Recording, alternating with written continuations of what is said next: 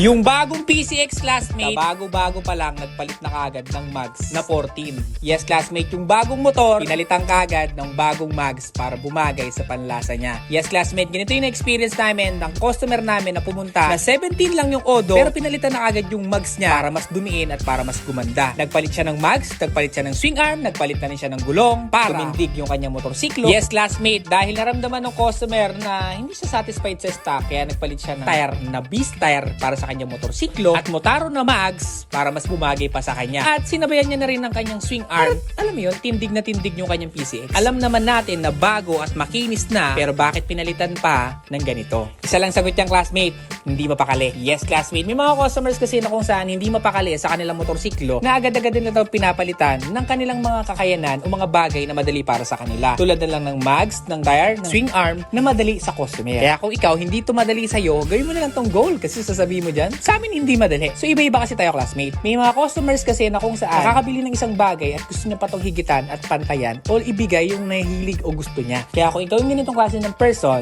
goods to para sa'yo. Pero kung hindi to para sa'yo, huwag ka na mag-comment dyan ng hindi maganda kasi baka ma-attract mo yung universe. Okay? Kaya yun, classmate, good to say na sinasabi ko sa inyo na meron 70 kilometers lang na pumunta sa shop na PCX na kung saan ay pinalitan kagad yung kanyang swing arm, yung mags, yung gulong para sa panibagong looks ng panibagong motor na modelo ngayon. Kaya kung ikaw, ganito rin gusto mo, pwede ka pumunta sa shop kasi nag-offer kami ng swap sa stock, libreng kabit ng gulong at libreng kabit ng swing arm na pwede mo rin i-swap yung stock mo na swing arm. Pupunta ka nga lang sa shop at magdadala ka ng pera. Okay, classmate? Kita kits!